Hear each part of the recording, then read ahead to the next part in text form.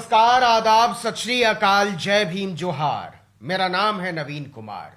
जब से असदुद्दीन ओवैसी पर गोली चलने की खबर आई है, तभी से यह चर्चा आसमान में है कि इस हमले में कितनी सच्चाई है। कहीं वो कोई झूठ तो नहीं बोल रहे। यह सवाल इसलिए उठा कि 2 गोलियां चलाए जाने का दावा किया उन्होंने, और दोनों ही गोलियां कार के दरवाजे पर नीचे की तरफ लगी। अगर कोई उन्हें सचमुच मारना चाहता तो कम से कम शीशे पर तो मारता, दरवाजे पर एकदम नीचे की तरफ गोली क्यों चलाता। दूसरा यह कि खुद ओवैसी ने कहा कि हमलावर बंदूक छोड़कर भाग गए। साधारण सा सवाल यह है कि अगर हमलावर इतने ही शातिर थे तो शेर भर की बंदूक छोड़कर भागे क्यों? क्या इसलिए कि पुलिस इसके जरिए उन तक पहुंच जाए? ये सवाल इसलिए भी उठ रहे हैं कि बीजेपी को इस समय सबसे ज्यादा अगर किसी की जरूरत है तो वो है ओवैसी, योगी से भी ज्यादा। खासकर पश्चिमी उत्तर प्रदेश और अवध के इलाकों में बीजेपी के लिए तो योगी से भी ज्यादा जरूरी हैं हैदराबाद वाले नेताजी। सबको अंदाजा है कि एक एक सीट पर एक एक उम्मीदवार जब करोड़ों रुपए फूंक रहा है तो एक लोकसभा सीट की पार्टी के नेता असदुद्दीन ओवैसी के पास इतना पैसा कहां से आया कि वो 100 सीटों पर चुनाव लड़ने का खम ठोक रहे हैं। ऐसे में जब योगी आदित्यनाथ की सरकार ने उत्तर प्रदेश में और नरेंद्र मोदी की सरकार ने दिल्ली में सैकड़ों बेकसूर मुसलमान नौजवानों का जीना मुश्किल कर दिया, तब ओवैसी पर मोदी शाह को इतना प्यार आता है कि उन्हें आनंद फानन में जेड सिक्योरिटी दे दी जाती है। अब धीरे धीरे ओवैसी पर हुए हमले की परतें खुलने लगी हैं, और ये खुलती हुई परतें बता रही हैं कि या तो ओवैसी झूठ बोल रहे हैं और नहीं तो उत्तर प्रदेश की पुलिस झूठ बोल रही है। क्योंकि हमले को लेकर ओवैसी ने जो ट्वीट किए और जो बयान दिए वो घटनास्थल के सीसीटीवी फुटेज से मेल खाते हुए नजर नहीं आते। सवाल तो यह भी है कि जिस हमले के आधार पर अमित शाह के मंत्रालय ने ओवैसी को जेड सिक्योरिटी देने का फैसला कर लिया, उस हमले की मुकम्मल एफआईआर भी तब तक नहीं हुई थी।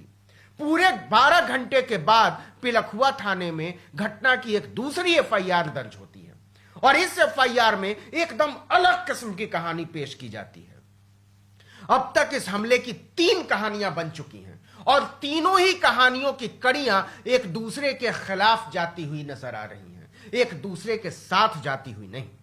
साफ समझ में आ रहा है कि या तो असदुद्दीन ओवैसी झूठ बोल रहे हैं और नहीं तो पुलिस झूठ बोल रही है। बताते हैं कैसे।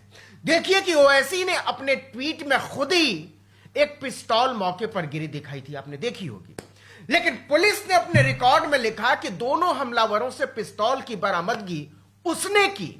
ओवैसी ने अभी तक नहीं कहा कि योगी की पुलिस झूठ बोल रही है, पिस्तौल तो घटनास्थल पर गिरी हुई थी एक।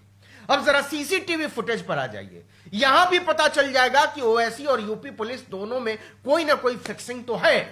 सीसीटीवी के फुटेज में साफ नजर आ रहा है कि पहली गोली शुभम नाम के लड़के ने चलाई।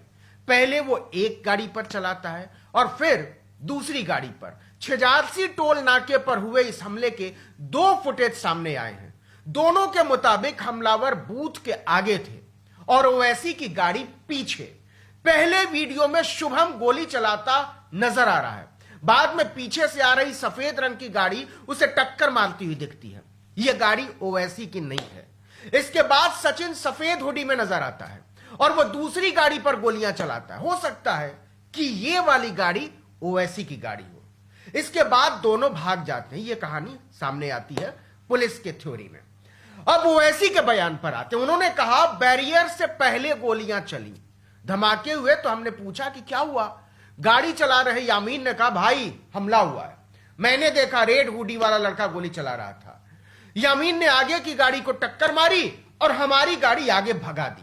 सफेद हुडी वाले ने हमारे पीछे आ रही फॉर्च्यूनर पर गोलियां चलाई। ओवैसी ने 9 बजे हमले के बारे में पहला ट्वीट किया। 9:49 पर दूसरे ट्वीट में उन्होंने मौके पर गिरी हुई पिस्तौल बताई जिस पर कलावा नहीं था। गौर कीजिए, कलावा नहीं था। यामीन ने 3 फरवरी की रात 9:35 पर हमले की एफआईआर संख्या 45 दर्ज कराई। जांच करने वाले अफसर अभिनंदन पुंडीर ने पूरे 12 घंटे बाद सुबह 9:32 पर अपनी ओर से एक दूसरी एफआईआर दर्ज कराई जिसका नंबर है 46।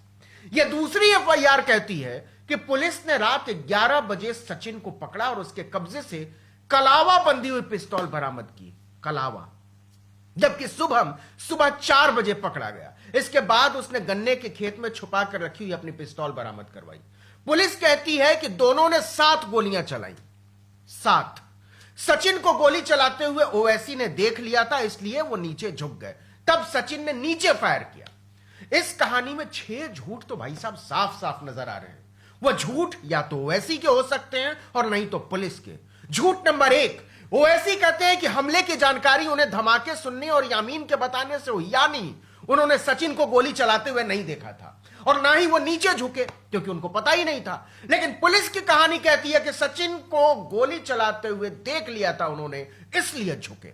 झूठ नंबर 2, ओवैसी ने रात 9:49 पर एक ट्वीट में दिखा दिया था कि घटनास्थल पर पिस्तौल पड़ी हुई है, लेकिन पुलिस ने सचिन के पास से पिस्तौल की बरामदगी रात 11 बजे और शुभम के पास से पिस्तौल की बरामदगी सुबह 4 बजे दिखाई। तो सवाल है कि 6 घंटे में ओवैसी के ट्वीट के मुताबिक मौके पर साफ नजर आने वाली पिस्तौल पुलिस के रिकॉर्ड से गायब कैसे हो गई।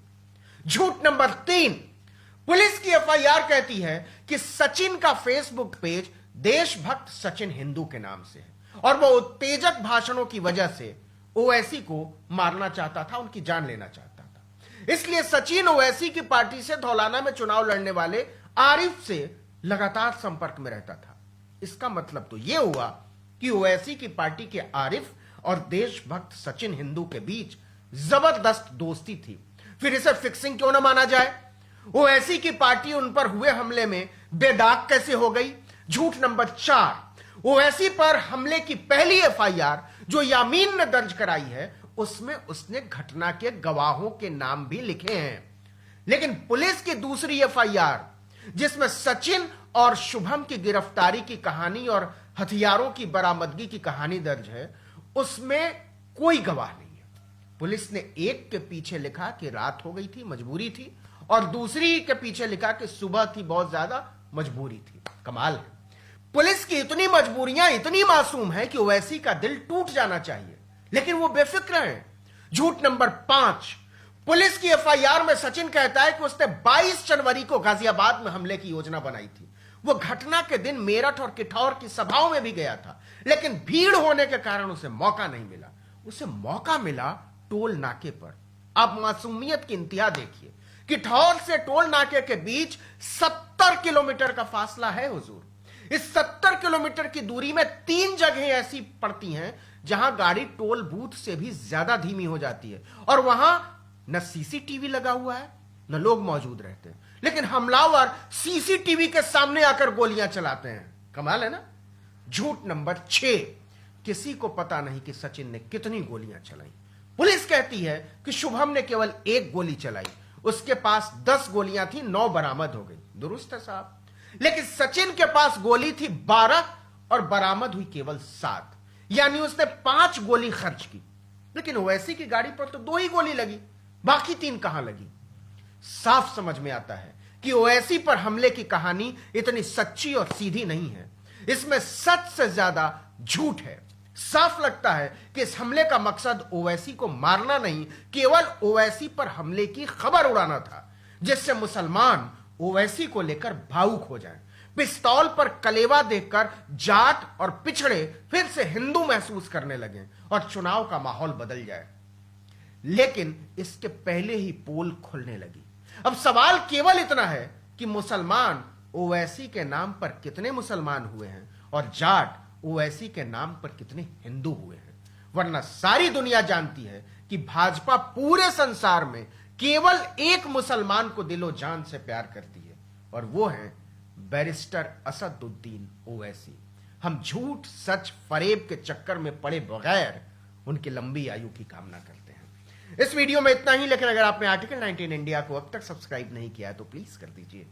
हम यूट्यूब पर भी हैं, फेसबुक पर भी हैं, इंस्टाग्राम पर भी हैं, ट्विटर पर भी हैं। आप हर जगह हमें फॉलो करें। नमस्कार।